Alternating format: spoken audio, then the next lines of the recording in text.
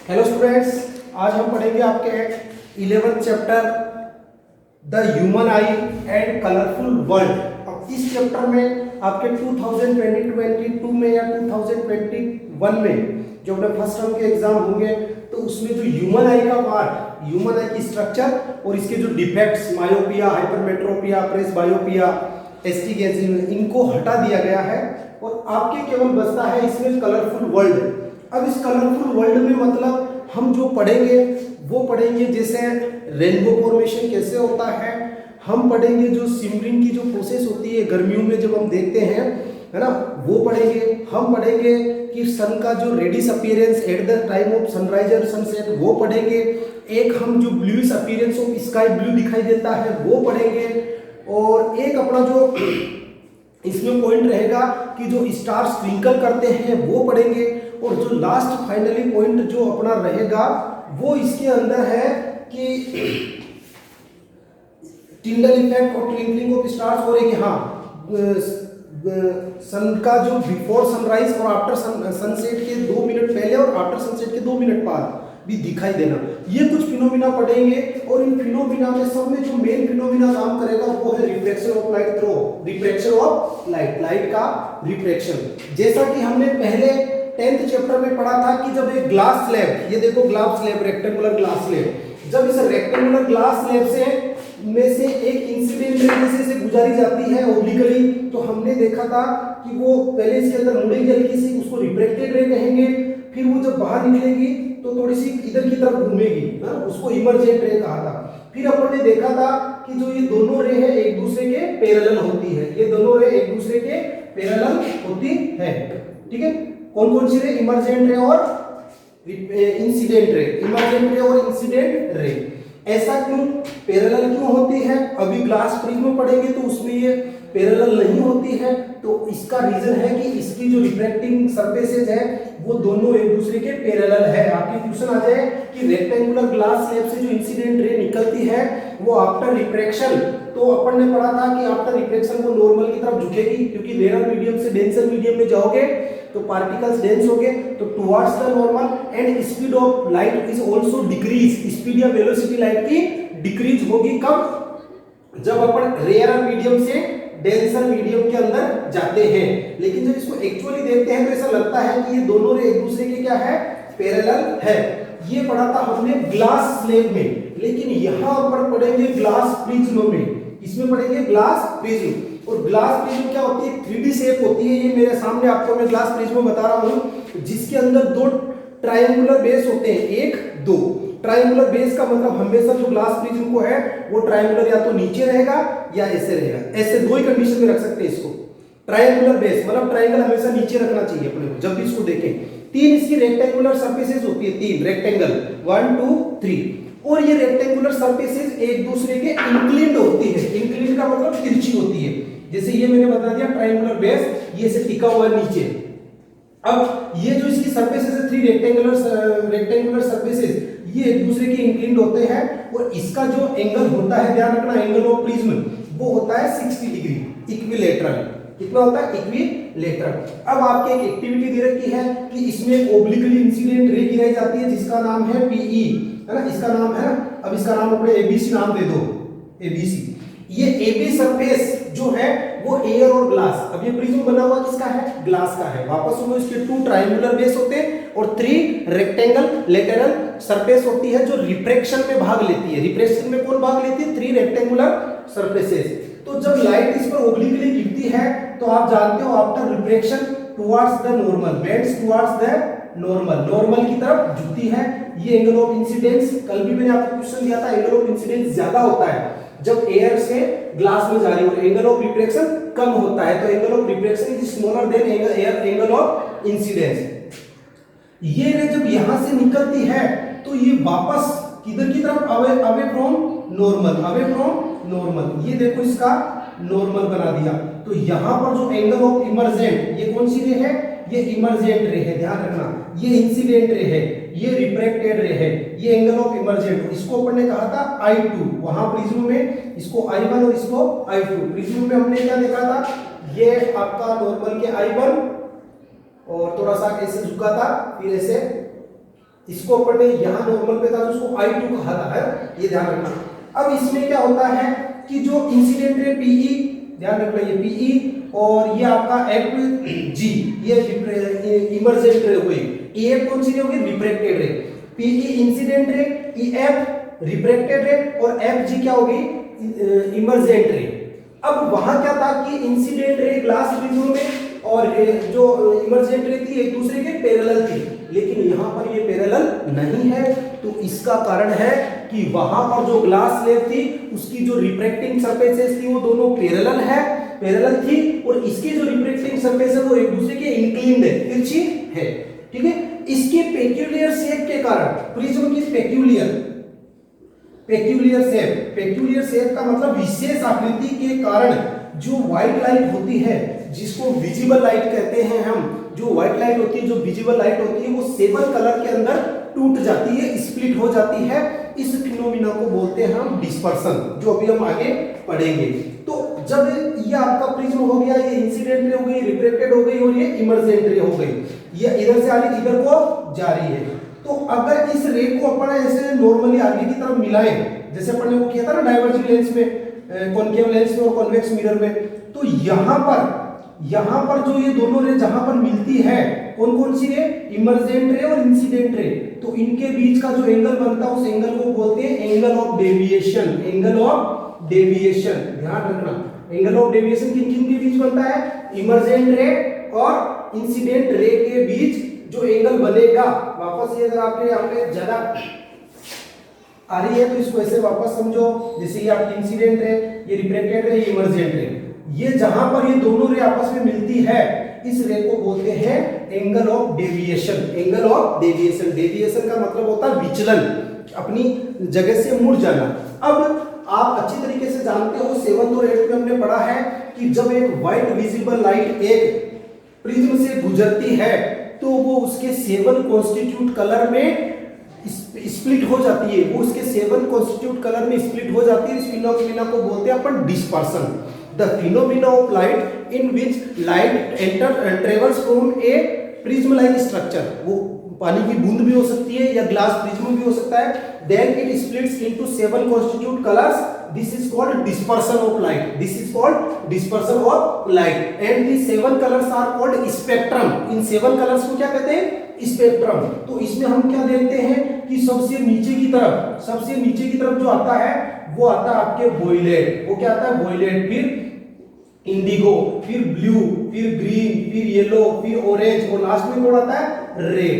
अब आप जैसे रेड वाली लाइन है तो आप इनका एंगल देखो, एंगल ऑफ डेविएशन रेड का सबसे कम होगा। इट मींस जो रेड कलर है विबज्योर, तो उसमें लीस्ट डेविएट सबसे कम विचलित हुआ है। इसका रीजन आपको पूछ ले तो because it has longer wavelength, इसकी वेवलेंथ लंबी होती है, इसकी वेवलेंथ लंबी होने के कारण ये दूर तक जाता है और ये इसका रिफ्लेक्शन नहीं होता और इसका एंगल ऑफ डेविएशन सबसे कम होता है। एंगल ऑफ डेविएशन देखो यहाँ जो आपकी है, इससे जितना इधर की तरफ आप घूमोगे वो एंगल ऑफ डेविएशन होगा, तो इसका एंगल ऑफ डेविएशन सबसे कम होता है किसका, रेड का।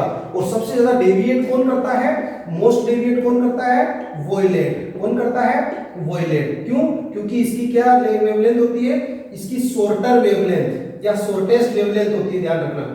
अब आपके क्वेश्चन में कुछ ये दोनों नहीं आके ऑप्शन में 4 आ जाए कि किसकी वेवलेंथ सबसे ज्यादा है, तो आपके पास ऑप्शन आ जाए ब्लू, ग्रीन, येलो, ऑरेंज, तो आपको क्या करना है, ऑरेंज की। सिर्फ सबसे कम किसकी है, ब्लू की। किसमें, जब ये 4 ऑप्शन में है, ऑप्शन में जैसे आए आप वैसे आंसर कर सकते हो, आपको रटना नहीं है कि रेड की सबसे ज्यादा होती है, आपको ऑप्शन में रेड देगा नहीं, तो आप क्या करोगे, तो फिर आप इनको सीरियल से लर्न करना। अब आपके मन में प्रश्न आता है कि सर जो प्रिज्म होता है वो 7 कलर से इसको स्प्लिट कर देता है, लेकिन रेक्टेंगुलर ग्लास स्लैब 7 कलर में क्यों नहीं कर पाती, तो इसका कारण है कि जो प्रिज्म होता है इसकी पेक्यूलियर शेप होती है, और पेक्यूलियर शेप में इसकी जो रिफ्रैक्टिंग सरफेस होती है वो 90 डिग्री पर नहीं होती, वो 60 डिग्री पर ये जो आपस में एक दूसरे से मिलती है, और इसकी ऐसी सरफेस होने के कारण ये लाइट रेज को 7 कलर के अंदर स्प्लिट कर देगा, जिसको बोलते हैं violet, indigo, blue, green, yellow, orange, red colour की मोस्ट वेवलेंथ होने के कारण इसका एंगल ऑफ डेविएशन सबसे कम होता है, और वोयलेट कलर की वेवलेंथ सबसे कम होने के कारण ये कलर सबसे ज्यादा बिखरता है।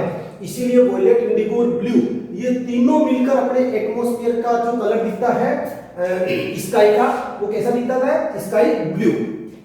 ठीक है, अब ये जो ये प्रिज्म वाला जो सारा सिस्टम था ये किया सर इसाक न्यूटन ने। सर इसाक न्यूटन के मन में एक बात आई, इसके दिमाग में क्या बात आई कि यार जब एक प्रिज्म से 7 कलर निकल रहे हैं, एक प्रिज्म से कितने कलर निकल रहे हैं? 7 कलर निकल रहे हैं, क्यों ना मैं इसके आगे एक प्रिज्म और लगा दूं, तो हो सकता है 14 कलर आ जाए, 49 आ जाए, कितने भी कलर आ जाए। लेकिन जब इसने देखा तो इसके अंदर भी कितने कलर निकलेंगे? 7 ही निकलेंगे, वही विबजियोर, वही क्या निकलेंगे? विबजियोर। फिर इसका दिमाग घुमा, इसका दिमाग कैसे घुमा कि जैसे एक प्रिज्म को इसने ऐसे रखा, दूसरे को इन्वर्टेड पोजीशन में रखा फर्स्ट के रेफरेंस में, फर्स्ट के रेफरेंस में सेकंड किसे रखा? इन्वर्टेड पोजीशन में रखा। तो इसने क्या देखा कि जो 7 कलर जो निकले थे, ये 7 कलर इसके अंदर जाते हैं तो वापस किसके अंदर आ जाते हैं? जैसे यहाँ विजिबल लाइट को बोलते हैं व्हाइट लाइट, और यहाँ भी क्या आ गई? विजिबल लाइट आ गई, व्हाइट लाइट। ठीक है, आपको मैंने क्लास में से बताया था विजिबल क्या होती है, और बता देता हूं मैं आपको। कहने का मतलब जब पहले प्रिज्म ने इस लाइट को 7 कॉन्स्टिट्यूट कलर में तोड़ा था, दूसरे प्रिज्म ने इन लाइट 7 कॉन्स्टिट्यूट कलर से वापस क्या बना दिया?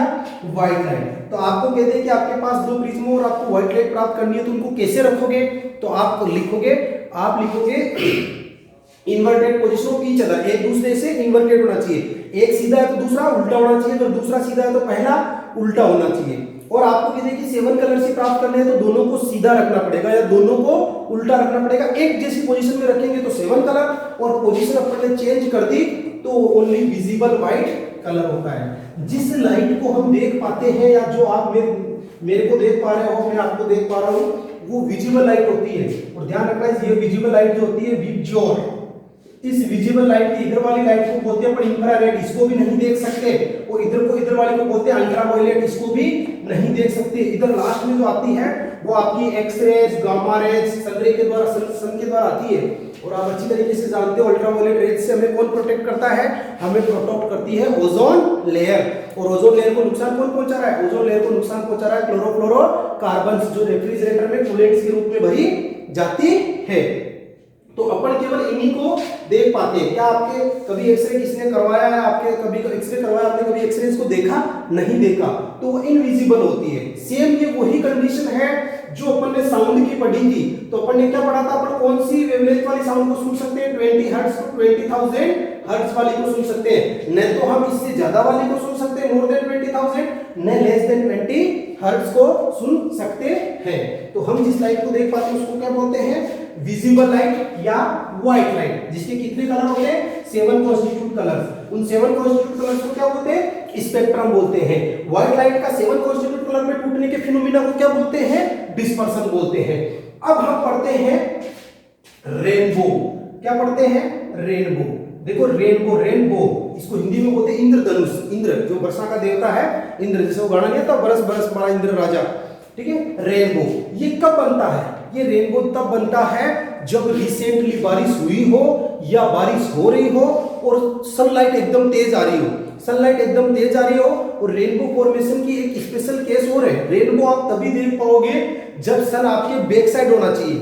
जैसे मान लो रेनबो इधर बन रहा है तो सन इधर रहना चाहिए, रेनबो इधर बन रहा है तो सन पीछे होना चाहिए, तो ही आप देख पाओगे। तो मान लो जैसे सन से, ये सन है, इस सन से कोई रे निकली है ना, ये रे निकली, सन से कोई रे निकल रही है और यहाँ कोई वाटर ड्रॉपलेट है, वाटर ड्रॉपलेट पानी की बूंद है। ये पानी की बूंद भी प्रिज्म के जैसे काम करेगी। ये सन की जैसे रेज निकली, ये ओब्लिकली इस पर गिरी, तो सबसे पहले यहाँ कौन सा मीडियम है? एयर। यहाँ कौन सा है? वाटर। एयर कैसा मीडियम है? रेयर। और वाटर कैसा है? डेंसर। तो ये नॉर्मल की तरफ रिफ्लेक्ट होगी, रिफ्रैक्ट होगी, रिफ्रैक्ट। तो सबसे पहले फिनोमिना होता है रिफ्रैक्शन। क्या होता है? रिफ्रैक्शन। और जैसे रिफ्रैक्शन वाले प्रिज्म के जैसे काम करती है, ये 7 कलर्स में टूटेगी। इस फिनोमिना को बोलते हैं डिस्पर्सन। क्या बोलते हैं? डिस्पर्सन। और ये इसकी जो ये वाटर ड्रॉपलेट है इस पर टकरा के वापस लौटती है, वापस लौटती है, इस फिनोमिना को बोलते हैं internal reflection. Total internal reflection, यहां से टकरा के वापस लौटने को बोलते हैं इंटरनल रिफ्लेक्शन। और जैसे वापस ये डेंसर से एरर में आती है तो away from normal, away from normal. तो यहां पर कुल मिला के 4 फिनोमिना हो गए। जैसे पहला होता है रिफ्रैक्शन, ये कब आएगा? जब सनरे एयर से वाटर में जाएगी। दूसरा फिनोमिना आता है, ये 7 कलर में टूट रही है, इसको बोलते हैं dispersion of light, dispersion of light. Third phenomena आता है, उसको बोलते हैं total internal reflection, total internal reflection. और जो फोर्थ फिनोमिना है वो वापस क्या आ गया आपके? रिफ्रैक्शन। क्या आ गया? रिफ्रैक्शन। पहली बारी में एयर से वाटर में जा रहा है, लास्ट वाले रिफ्रैक्शन में वाटर से एयर में, डेंसर से रेयर में, पहले वाले में रेयर से डेंसर में। अब ये टोटल इंटरनल रिफ्लेक्शन कैसे हो, आपके मन में बात आनी चाहिए कि सर टोटल इंटरनल रिफ्लेक्शन तो मिरर करते हैं, ओपेक ऑब्जेक्ट करते हैं, ये वाटर की जो ड्रॉपलेट है इसने कैसे किया? तो आपको अच्छी तरीके से पता है कि जो 7 कलर जो लाइट की, जो लाइट व्हाइट लाइट थी, विजिबल लाइट, ये 7 कलर में टूट गई। तो 7 कलर में टूट गई तो इसके जो कॉन्स्टिट्यूट्स कलर थे जिनकी वेवलेंथ कम थी, जैसे वॉयलेट, इंडिगो, ब्लू, ग्रीन, इन तीनों चारों की कम होती है, तो इन कलर के अंदर इतनी कैपेसिटी नहीं होती कि इसको पार कर जाए। तो वहां से क्या होता है, ये पूरी तरीके से बेक हो जाते हैं, पूरी तरीके से बेक हो जाते हैं, इसलिए इसको बोलते हैं टोटल इंटरनल रिफ्लेक्शन। या इसको ऐसे समझ सकते हो, जैसे मान लो ये एयर है और ये वाटर है, वाटर से ही कोई रे निकल रही है, ये इधर की तरफ एयर में जा रही है, तो कहां जाएगी? अवे फ्रॉम द नॉर्मल, ये आपका क्या है? नॉर्मल है, ठीक है। फिर दूसरी रे निकल रही है, कहां जाएगी? Away from normal. फिर तीसरी रे यहां से निकल रही है, अवे फ्रॉम। एक कंडीशन ऐसी आ जाएगी कि ये रे वापस इधर की तरफ आ जाएगी, इसको बोलते हैं टोटल इंटरनल रिफ्लेक्शन। तो 4 फिनोमिना काम होते हैं, रिफ्रैक्शन, सीरियल से ध्यान रखना, refraction, dispersion of light, total internal reflection और रिफ्रैक्शन। ये 4 फिनोमिना रिस्पांसिबल होते हैं इसके लिए, रेनबो फॉर्मेशन के लिए। और कंडीशन क्या है? कंडीशन ये है कि एटमॉस्फेयर ह्यूमिड होना चाहिए, या तुरंत उसमें बारिश हुई हो, वाटर ड्रॉपलेट्स हो, या रेन शोवर हो रहा हो, और सनलाइट हो, व्हाइट बिल्कुल एकदम क्लीन सनलाइट हो, तो आपको रेनबो फॉर्मेशन दिखेगा। तो ये एक कलरफुल फिनोमिना है। इसके बाद नेक्स्ट आता है अपना एटमॉस्फेरिक रिफ्रैक्शन। एटमॉस्फेरिक रिफ्रैक्शन, देखो एटमॉस्फेरिक रिफ्रैक्शन क्या होता है कि जब सनलाइट सन से अपनी एयर पे अर्थ पे आती है, तो वो अपने से सन पर 15 करोड़ किलोमीटर दूर है, तो अपने ट्रोपोस्फीयर, ओजोनोस्फीयर से जो ऊपर का पार्ट है, आयोनोस्फीयर से ऊपर का पार्ट, वहां तो न तो एयर है, तो वहां क्या है? वैक्यूम है। वहां क्या है? वैक्यूम। अगर वहां वैक्यूम से अपनी अर्थ को कोई देखेगा ऊपर से, तो ध्यान रखना अपनी अर्थ उसको ब्लू दिखाई नहीं देगी, डार्क दिखाई देगी। क्यों? क्योंकि वहां कोई रिफ्रैक्शन नहीं है। आपके क्वेश्चन दे रखा है कि जो स्पेस पैसेंजर्स होते हैं उनको स्पेस से अर्थ कैसी दिखाई देती है? तो डार्क ब्लैक दिखाई देती है, ब्लैक कलर दिखाई देता है। ब्लू कलर हमारे को क्यों दिखाई देता है? तो सन से जो लाइट आती है, सन से जो लाइट आ रही है वो अपने एयर के अंदर एंट्री मारती है। जैसे एयर के अंदर एंट्री मारती है तो जो एयर के जो पार्टिकल्स है, ऑक्सीजन, नाइट्रोजन, वाटर ड्रॉपलेट्स, ये क्या करते हैं? उस रे की जो लाइट की जो शॉर्टर वेवलेंथ है, वॉयलेट, इंडिगो, ब्लू, इनको तो स्कैटर्ड कर देते हैं, इनको तो क्या कर देते हैं? स्कैटर्ड कर देते हैं, जिससे जो स्काई कैसा दिखाई देता है? ब्लू दिखाई देता है। इसी प्रकार आपने एक एग्जांपल और देखा होगा कि जब आग जल रही हो किसी भट्टी में, तो आप देखो उसके ऊपर सिमरिंग फ्लक्चुएशन हो रहा है, फ्लक्चुएशन है ना। क्यों फ्लक्चुएशन ऐसे हो रहा है? कि आप ध्यान रखना, जो हॉट एयर होती है, हॉट एयर होती है वो ध्यान रखना रेयर मीडियम होता है। कैसा मीडियम होता है? रेयर। और जो कोल्ड एयर होती है ये कैसा मीडियम होता है? डेंसर। कोल्ड एयर क्यों होती है? क्योंकि उसके अंदर, कोल्ड एयर के अंदर क्या होती है? वाटर वेपर्स ज्यादा होती है। तो जब लाइट जैसे कोल्ड से इसकी तरफ आ रही है, कोल्ड से इसकी तरफ आ रही है, हॉट एयर की तरफ, तो ये अवे फ्रॉम द नॉर्मल, और इससे इसकी तरफ जा रही है तो from the towards the normal. तो इससे क्या होता है? फ्लक्चुएशन होता है, और हमारे को सिमरिंग जैसी प्रोसेस होती है। जैसे आपने गर्मियों में देखा होगा, मृग मरीचिका बोलते हैं जिसको, है ना, मृग मरीचिका। मृग मरीचिका का मतलब जैसे रामायण में जो मृग आया था और माता सीता का मन मोह लिया था, वैसी सिस्टम अपने को रोड पे, हाईवे पे दिखता है, जैसे पानी भरा हुआ हो, वो सारा होता है एटमॉस्फेरिक रिफ्रैक्शन के कारण। तो इसको अगर आप लाइन टू लाइन पढ़ोगे तो इसमें सारा दे रखा है। इसके बाद आता है अपने ट्विंकलिंग ऑफ स्टार्स। स्टार्स का ट्विंकल करना, ट्विंकलिंग ऑफ स्टार्स। देखो आप जानते हो स्टार्स क्या होते हैं?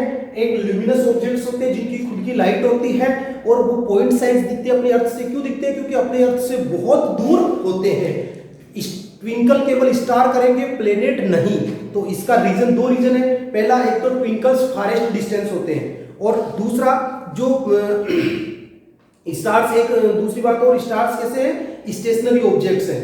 और प्लैनेट्स में आपको क्या लगेगा, प्लैनेट्स कैसे होते हैं, एक तो अपनी अर्थ के नियरेस्ट ऑब्जेक्ट है, जैसे वीनस बहुत नजदीक है ना, जिसको अर्थ की सिस्टर भी कहते हैं, तो अपनी अर्थ के नियरेस्ट होने के कारण उसकी साइज बड़ी दिखती है। लेकिन ध्यान रखना, एक्चुअल में बड़े कौन होते हैं, स्टार्स। सन भी एक स्टार है, तो वो वीनस जो प्लेनेट है वो ट्विंकल करता हुआ दिखाई नहीं देता है। क्यों? क्योंकि अपनी अर्थ के बहुत ज्यादा नजदीक है, वो अपनी अर्थ के नजदीक है, तो अपनी अर्थ के नजदीक होने से और उसकी साइज बड़ी होने से जो रिफ्लेक्शन होता है वो बिल्कुल न के बराबर, नलिफाइड होता है, बिल्कुल न के बराबर होता है, इसलिए अपने को ट्विंकल करता हुआ दिखाई नहीं देता है। तो अपने को यहाँ पर दो चीज दिखेगी, एक तो ट्विंकलिंग ऑफ स्टार, एक तो स्टार ट्विंकलिंग करता हुआ, और दूसरा स्टार की पोजीशन अलग जगह। जैसे स्टार एक्चुअल में यहाँ है, ठीक है, एक्चुअल में यहाँ है, लेकिन अपने को दिखाई कहाँ देता है, यहाँ देता है। इसका रीजन क्या होता है, इसका रीजन होता है कि उसकी जो लाइट है वो एयर में रिफ्रैक्ट हो रही है। रिफ्रैक्ट क्यों हो रही है कि पहले वो रेयर मीडियम में थी, वैक्यूम में, और जैसे वो अर्थ के एटमॉस्फेयर में होती है तो अर्थ का एटमॉस्फेयर कैसा है, डेंसर है। और दूसरी बात, ये पार्टिकल्स जो एयर के पार्टिकल्स है, तो उसकी लाइट कभी अपने पास आती है, कभी अपने पास नहीं आती है। तो ये हो गई आपकी apparent position of star. Apparent position, apparent position को बोलते हैं आभासी स्थिति। आभासी स्थिति मतलब वर्चुअल इमेज, वर्चुअल पोजीशन। ये होती है उसकी रियल पोजीशन। कैसी होती है, रियल पोजीशन। तो एटमॉस्फेरिक रिफ्रैक्शन के कारण, एटमॉस्फेरिक रिफ्रैक्शन के कारण स्टार्स अपने को कैसे करते हुए दिखाते हैं, ट्विंकलिंग, फ्लक्चुएट करते हुए दिखाई देते हैं, कभी कम कभी ज्यादा, कॉन्ट्रैक्ट रिलैक्स बोलते हैं ना जिसको। ये एटमॉस्फेरिक रिफ्रैक्शन के कारण अपने को ऐसा दिखाई देता है। जैसे एक इसमें डायग्राम बता रखा है, एक लड़का है जो वास्तव में एक्चुअल पथ ये है स्टार का, रियल पोजीशन ये है, एपेरेंट पोजीशन ये है। तो इसका कारण यही है कि जो लाइट जो अपने एटमॉस्फेयर में ट्रेवल करके आती है तो उसको डिफरेंट पार्टिकल्स का सामना करना पड़ता है, जिससे क्या होता है कि जो लाइट का रिफ्रैक्टिव इंडेक्स चेंज होता रहता है। भाई रेयर से डेंसर में आ रही है। इसी प्रकार आपने देखा होगा, जैसे आंधी के दिन, गर्मियों के दिन होते हैं, जो बहुत ज्यादा धूल मिट्टी आंधी होती है, उस दिन आपको स्काई ब्लू नहीं दिखाई देता। स्काई ब्लू क्यों नहीं दिखाई देता, स्काई ब्लू इसलिए नहीं दिखाई देता कि जो पार्टिकल्स वगैरह हैं, डस्ट वगैरह के जो पार्टिकल्स, ये इवन रेड लाइट को भी रोक देते हैं, इसलिए अपने को थोड़ा ब्राउन कलर का सा स्काई दिखाई देता है। ये ब्लू, वायलेट, इंडिगो ब्लू को तो बिल्कुल ऑक्सीजन का मॉलिक्यूल भी रोक देगा, वो भी इनको बिखेर देगा, ऑक्सीजन, नाइट्रोजन, जो कार्बन डाइऑक्साइड के मॉलिक्यूल्स। और ये डस्ट के पार्टिकल्स इवन रेड लाइट को भी बिखेर देते हैं, इसलिए अपने को वो जो आसमान है वो डस्ट के कारण ब्लू नहीं दिखाई देगा, ब्राउन कलर का सा दिखाई देगा। तो ये आपको ध्यान रखना है कि अपने अर्थ से बहुत दूर होते हैं, पॉइंट साइज होते हैं, और इनकी जो लाइट है वो अर्थ में अलग अलग, इनका रिफ्रैक्टिव इंडेक्स चेंज होता रहता है। रिफ्रैक्टिव इंडेक्स चेंज होता रहता है। रिफ्रैक्टिव इंडेक्स चेंज कब होता है, जब दो ट्रांसपेरेंट मीडियम चेंज हो रहे हो, तो इस वजह से अपने को ये ट्विंकलिंग करते हुए दिखाई देते हैं। इसी में एक है advance sunrise and delayed sunset. अगर आपको प्लैनेट्स का पूछ ले कि वो ट्विंकल क्यों नहीं करते हैं, तो प्लैनेट्स वाले का आपको आंसर देना है कि एक तो वो लार्ज साइज ऑब्जेक्ट होते हैं, वो अर्थ के नियरेस्ट होते हैं। लार्ज तो वैसे तो स्टार्स होते हैं, लेकिन वो अर्थ के नियरेस्ट होने के कारण लार्ज साइज दिखते हैं। दूसरा, उनकी खुद की लाइट नहीं होती है, इसलिए अपने को वो प्लैनेट्स है वो ट्विंकल करते हुए दिखाई नहीं देते हैं। जैसे इसमें क्वेश्चन भी दे रखा है, why don't the planet twinkle, the planets are much closer to the earth, अपनी अर्थ के पास में होते हैं, and are the seen extended sources, वो बहुत बड़े सोर्स दिखाई देते हैं अपने को, बहुत बड़े, है ना। If we consider planet is a collection of large number of points are the sources of light, अगर उसके अंदर अपन लार्ज नंबर पॉइंट्स है जिस सोर्स का वो माने, तो the total variation in the amount of light entering is zero. तो वेरिएशन क्या आएगा, जीरो। क्यों, लाइट, खूब सारी लाइट है उनके अंदर, लाइट उनकी नहीं है, वो रिफ्लेक्ट कर रहे हैं लाइट को, लेकिन अपने नजदीक होने के कारण रिफ्लेक्शन नहीं के बराबर होता है, इसलिए अपने को उनका ट्विंकलिंग इफेक्ट जीरो होता है। इसी प्रकार एक होता है advance sunrise and delayed sunset. Advance sunrise, मान लो एडवांस सनराइज जैसे लिखा हुआ है, 6 o'clock को सनराइज होगा, लेकिन सनराइज अपने को 5:58 पर ही दिखाई देना, मतलब 2 मिनट पहले, या 6 PM को सनसेट होगा, लेकिन अपने को सनसेट 6:02 PM पर भी दिखाई देता है। ये सनराइज का टाइम है, लेकिन 2 मिनट पहले 5:58 पर सनराइज का दिखाई देना और सनसेट का दिखाई देना, इसका कारण भी एटमॉस्फेरिक रिफ्लेक्शन है। अब इसको देखो, समझो कैसे है। जैसे मान लो ये अपना अर्थ है, अपनी अर्थ पर यहाँ अपन है और ये अपना होरिजोन है, ये क्या अपना होरिजोन है। यहाँ पर मान लो सन है, यहाँ पर क्या है सन है। अब सन की लाइट ध्यान रखना अपनी अर्थ पर सबसे दूर, सन अपनी अर्थ से सबसे दूर होता है मॉर्निंग और इवनिंग में, है ना, eight the time of sunrise और सनसेट के समय सबसे फारेस्ट होता है। सबसे फारेस्ट होता है तो लाइट को लॉन्गेस्ट पथ ट्रेवल करना पड़ता है, लाइट को सबसे लंबा पथ ट्रेवल करना पड़ता है। तो ये पथ ट्रेवल करते समय लाइट क्या क्या होते हैं, डिफरेंट रिफ्रैक्टिव इंडेक्स चेंज होते रहते हैं, रेयर डेंसर।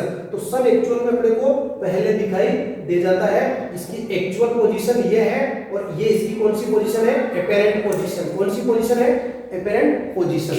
तो इसका रीजन आपको पता चल गया कि बहुत दूरी पर है, बहुत दूरी पर है तो रिफ्रैक्टिव इंडेक्स क्या होते रहते हैं, चेंज होते रहते हैं। इस देखो इसमें लिखा है the sun is visible to about 2 minutes before the actual sunrise, about 2 minutes after the actual sunset because of atmospheric reflection. By actual sunrise we mean the actual crossing of the horizon by the sun, shows the actual and apparent position of sun with respect to the horizon, the time difference, ये सारा ये दे रखा है। Bye apparent flattening, चपटा दिखाई देने का कारण भी, सन चपटा दिखाई देता है इस समय, है ना, उसका कारण भी एटमॉस्फेरिक रिफ्रैक्शन है। तो ट्विंकलिंग ऑफ स्टार में आपको क्या देना है, एटमॉस्फेरिक रिफ्रैक्शन, है ना। और जो आपका बिफोर सनराइज और आफ्टर सनराइज में दोनों में क्या देना है, आफ्टर एटमॉस्फेरिक रिफ्रैक्शन। ध्यान रखना एटमॉस्फेरिक रिफ्रैक्शन में आपको किस चीज को बताना है, ट्विंकलिंग ऑफ स्टार्स का ट्विंकल करना, ट्विंकलिंग ऑफ स्टार्स का ट्विंकल करना। और दूसरा बिफोर सनराइज और आफ्टर सनराइज, सनसेट के बाद, बिफोर सनराइज और आफ्टर सनसेट के बाद भी सन का दिखाई देना। इसके बाद पढ़ते हैं अपन स्कैटरिंग ऑफ लाइट। देखो 9th में हमने पढ़ा था कि ऐसा सॉल्यूशन जो सॉल्यूशन पढ़े थे अपन, तो सॉल्यूशन में अपन ने होमोजेनस और हेटेरोजेनस पढ़े थे। होमोजेनस के अंदर आता ट्रू सॉल्यूशन जो लाइट को स्कैटर नहीं करता, मतलब टिंडल इफेक्ट शो नहीं करता। लेकिन अपन ने हेटेरोजेनस सॉल्यूशन में अपन ने पढ़ा था कोलाइडल सॉल्यूशन और सस्पेंशन। ये कोलाइडल सॉल्यूशन और सस्पेंशन क्या करते हैं, जो लाइट रेज आती है उन लाइट रेज को इधर-उधर घुमा देते हैं और उस घुमाने के फिनोमिना को अपन ने बोला था टिंडल इफेक्ट, और इसी को बोलते हैं scattering of light. Scattering of light, है ना, लाइट को इधर-उधर घुमा देना है by colloidal particles. The path of a beam of light passing through a true solution is not visible. ये अपन ने पढ़ा था। लेकिन जैसे ही colloidal particles या सस्पेंशन आते हैं जिनके अंदर जो सोल्यूट के पार्टिकल्स होते हैं उनकी साइज क्या होती है, बड़ी होती है। तो साइज बड़ी होने के कारण वो लाइट को क्या कर देंगे, इधर-उधर बिखेर देंगे, और इस बिखेरने को ही बोलते हैं स्कैटरिंग ऑफ लाइट। अब टिंडल इफेक्ट आपको अच्छी तरीके से बताया हुआ है। टिंडल इफेक्ट अपन कहाँ देख सकते हैं, तो अपने डार्क रूम बिल्कुल जिसमें अंधेरा है और उसमें किसी वेंटिलेशन के द्वारा, वेंटिलेटर में जो वेंटिलेशन जहाँ खिड़की है वहां से सन की रेज आ रही है, नेरो बीम आ रहा है, तो उसमें डस्ट पार्टिकल इधर उधर घूम रहे हैं, तो वो क्या है, टिंडल इफेक्ट। इसी प्रकार डेंस फॉरेस्ट की जो कैनोपीज जानते हो, जो ट्रीज, डेंस फॉरेस्ट की जो कैनोपीज होती है, तो सनलाइट जब आती है तो वहां भी आपको कौन सा इफेक्ट शो होता है, टिंडल इफेक्ट दिखता है। ठीक है, तो ये इस पर दिखा, जो टिंडल इफेक्ट में जो कलर होता है वो कलर दिखता है स्कैटरिंग पार्टिकल्स। भाई स्कैटरिंग कौन ज्यादा हो रहा है, तो जनरली जो स्काई का ब्लू होने का कारण है वो होता है Tyndall effect, scattering of light. उसमें क्या होते हैं कि अपने जो एयर के पार्टिकल्स वगैरह है तो ये ब्लू, वॉयलेट, इंडिगो इनको वो कर देते हैं, जबकि ऑरेंज और रेड कलर लंबी दूरी तक तय करते हैं, इसलिए उनका स्कैटर होता नहीं है। और इसका कैसा दिखाई देता है, ब्लू दिखाई देता है। तो देखो अर्थ का जो एटमॉस्फेयर है वो भी हेटेरोजेनस मिक्सचर है। हेटेरोजेनस क्यों है, क्योंकि अर्थ के एटमॉस्फेयर में डस्ट पार्टिकल्स भी, स्मोक भी है, तो वो हेटेरोजेनस मिक्सचर है। एयर का अपन ने पढ़ा था, है ना। तो जब लाइट पास होती है तो वो हेटेरोजेनस मिक्सचर जो पार्टिकल्स होते हैं हमें दिखाई देते हैं, और जो पार्टिकल्स दिखाई देते हैं इसी को हमने कहा था Tyndall effect. Why is the color of the sky blue? ये मैंने आपको बता दिया कि स्काई ब्लू क्यों दिखाई देता है, because atmospheric refraction and scattering of light. Light को स्कैटर करना, कौन करता है लाइट को स्कैटर, एटमॉस्फेयर के अंदर पाई जाने वाली गैसें। और कौन सी लाइट को जल्दी स्कैटर करेंगे, जिनकी वेवलेंथ लीस्ट होती है, जिनकी कम होती है, जैसे वॉयलेट, इंडिगो, ब्लू, इनको स्कैटर कर देंगे तो स्काई कैसा दिखाई देगा, ब्लू कलर दिखाई देगा। फिर एक दे रखा है कलर ऑफ, ध्यान रखना एस्ट्रोनॉट्स जो अगर ऊपर जाते हैं उनको अपना स्काई डार्क दिखाई देता है। इसके बाद आता है colour of the sun at sunrise and sunset. Sunrise और सनसेट के समय कलर सन का, तो वो ध्यान रखना है कैसा दिखाई देता है, रेडिश, ऑरेंज रेडिश या रेडिश अपीयरेंस। कैसी अपीयरेंस होती है, रेडिश अपीयरेंस होती है। क्यों होती है, देखो ये जैसे अपनी अर्थ है, पृथ्वी है, और दो कंडीशन देख रहे हैं अपन, एक ये मान लो इवनिंग की है और ये मॉर्निंग की है, ठीक है। दूसरा ये जो कंडीशन है ये है नून की, दोपहर की, ये आपकी इवनिंग की है, ये कंडीशन है मॉर्निंग की, ठीक है। ये अपना सन है। अब नून दोपहर के समय सन अपने सबसे नजदीक रहता है, ध्यान रखना, अर्थ के सबसे नियरेस्ट सन कब रहता है, एट नून, दोपहर के समय। तो इस समय क्या होता है, सन अपने नजदीक होता है, जैसे अपन ने देखा था प्लैनेट्स नजदीक है तो प्लैनेट्स ट्विंकल करते हुए महसूस नहीं होते, तो यहाँ सन की भी है ना, सन व्हाइट कलर का दिखाई देगा और स्काई भी व्हाइट कलर का दिखाई देगा। क्यों? क्योंकि अपने नजदीक है, नजदीक होने से क्या होगा कि जो सन की रेज अपनी अर्थ पर आ रही है उसका रिफ्लेक्शन नहीं होता है, उसकी स्कैटरिंग नहीं होती है, उस व्हाइट लाइट की क्या नहीं होती है, स्कैटरिंग नहीं होती है। स्कैटरिंग का मतलब लाइट इधर उधर नहीं टूटती है, तो सन अपने को व्हाइट कलर का दिखाई देगा। लेकिन सुबह और शाम क्या होता है कि जो सन होता है वो अपनी अर्थ से फारेस्ट होता है, सबसे दूर होता है। तो जो violet, indigo, blue, green, yellow, orange, red, तो इसमें वॉयलेट, इंडिगो और ब्लू, ग्रीन ये तो सारे क्या होते हैं, इधर उधर स्कैटर हो जाते हैं, तो स्काई कैसा दिखाई देता है, ब्लू, और अपने पास केवल रेड कलर पहुंचता है, इसलिए जो सन और उसके आसपास का एटमॉस्फेयर रेडिश दिखाई देता है, उसका कारण होता है स्कैटरिंग ऑफ लाइट, या आप कह दो टिंडल इफेक्ट। टिंडल इफेक्ट अपन कह सकते हैं। तो ब्लू लाइट स्कैटर्ड अवे, सन अपीयर्स रेडिश, जो ब्लू लाइट होती है वो दूर हो जाती है, तो स्काई तो ब्लू दिखता है और सन कैसा दिखता है, रेडिश। इसी प्रकार जब सन ओवरहेड होता है दोपहर के टाइम पर ओवरहेड होता है, तो ब्लू लाइट कम स्कैटर्ड होती है। ब्लू लाइट स्कैटर्ड कम होगी तो रेड तो वैसे ही नहीं होगी, जब ब्लू लाइट स्कैटर्ड नहीं होगी तो रेड कहां से होगी, तो फिर सन अपने को व्हाइट कलर की अपीयरेंस सन की दिखाई देती है। कब दिखाई देता है सन व्हाइट कलर का या कलरलेस, एट नून, और रेडिश कलर का कब दिखाई देता है, एट मॉर्निंग एंड इवनिंग। इसीलिए आपको अभी पता चल गया होगा कि जितने भी खतरे के सिग्नल है, खतरे के निशान है, ये रेड कलर के क्यों होते हैं, क्योंकि रेड कलर की वेवलेंथ सबसे ज्यादा होती है और इसका लीस्ट डेविएशन होता है, लीस्ट डेविएट एंगल बनाता है, ये ध्यान रखना, red colour least deviation angle बनाता है, इसलिए खतरे के सिग्नल रेड कलर के बनाए जाते हैं कि वो दूर से भी दिखाई दे सकते हैं। इसके बाद आपके इसमें एक्टिविटी है, इस एक्टिविटी में क्या करना है कि आपको एक क्लीन वाटर लेना है ग्लास टम्बलर के अंदर, ग्लास टम्बलर के अंदर क्लीन वाटर, कैसा वाटर लेना है, क्लीन वाटर। यहाँ पे आपको एक पॉइंट लाइट सोर्स रखना है, जैसे लेजर लाइट, ध्यान रखना पॉइंट सोर्स, यहाँ पे जैसे लाइट सोर्स है ना, लाइट सोर्स कुछ भी ले लिया आपने, यहाँ पर आपको एक लेंस लेना है, ध्यान रखना कौन सा लेंस बना दिया मैंने, वीडियो के कमेंट बॉक्स में जाकर बताना। ये क्या करता है, रेज को इसके ऊपर जो गिरने वाली रेज है उन रेज को पैरेलल करता है, क्या करता है, पैरेलल करता है, उस पर गिराता है। यहां से फिर एक वापस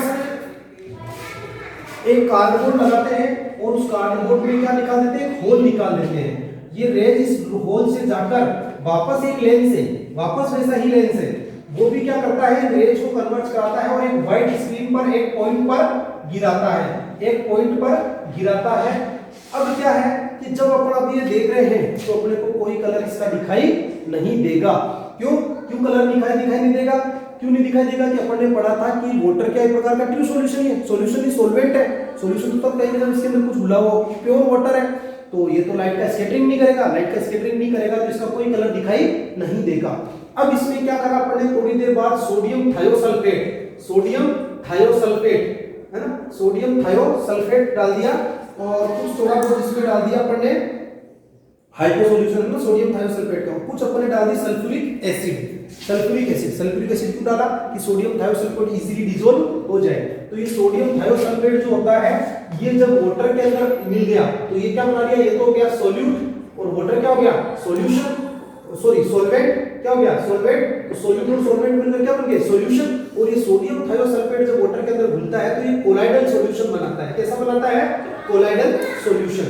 तो पहले हमने वाटर का कलर देखा, कोई कलर नहीं दिखा, लेकिन अब इस सोडियम के जो सल्फर के पार्टिकल्स है ये क्या होने लग जाते हैं, प्रेसिपिटेट होने लग जाते हैं, है ना, प्रेसिपिटेट का मतलब नीचे प्रेसिपिटेट होने लग जाते हैं, नीचे बैठने लग जाते हैं। तो ये सल्फर के पार्टिकल्स क्या करते हैं, लाइट को स्कैटर्ड करते हैं।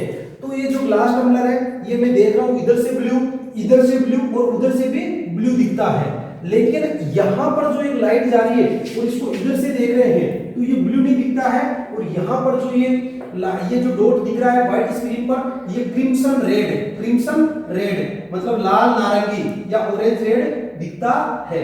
इसका मतलब है कि ये जो सारी जो लाइट्स आई थी, जो blue green violet indigo blue green, ये सारी स्कैटर्ड हो गई और इस सॉल्यूशन ब्लू कलर का दिखने लग गया, और अपने को यहाँ केवल कौन सा पॉइंट दिखा, रेड पॉइंट। आप लेंस का नाम जरूर बताना कौन से लेंस है। अब इसके देखो क्वेश्चन आप देख लो, इसमें जैसे क्वेश्चन पीछे की दे रखे व्हाई डू स्टार्स ट्विंकल्स, तो आपको बोलना है stars are parallax object and they have point size shape, जिनकी शेप क्या होती है, point size. When the light came from stars the light refract in the various media of the atmosphere, उसमें various जैसे एयर से vacuum से air में आ गई, एयर से फिर इसमें आ गई जैसे स्मोक वगैरह है, तो रिफ्लेक्टिव इंडेक्स चेंज होता रहता है। Explain why the planets do not twinkle, तो प्लैनेट्स ट्विंकल क्यों नहीं करते, क्योंकि एक तो लार्ज साइज ऑब्जेक्ट होते हैं और एक अर्थ के नियरेस्ट होते हैं, तो नियरेस्ट होने से उनके द्वारा जो लाइट का रिफ्लेक्शन होता है जो अपनी आइज तक पहुंचता है वो ज्यादा नहीं हो पाता है, इसलिए वो ट्विंकल करते हुए दिखाई नहीं देते। सन अपीयर क्यों दिखता है रेडिश इन द मॉर्निंग, तो बाकी के कलर स्कैटर हो जाते हैं, केवल कौन सा कलर बचता है, रेड कलर। तो why does the sky appears dark instead blue to an astronaut, astronaut को स्काई डार्क दिखा देता है बिकॉज एब्सेंस ऑफ एटमॉस्फेयर, और जब एटमॉस्फेयर नहीं होगा तो एटमॉस्फेरिक रिफ्लेक्शन नहीं होगा। ये आपके फर्स्ट टर्म का course complete. Okay, bye bye.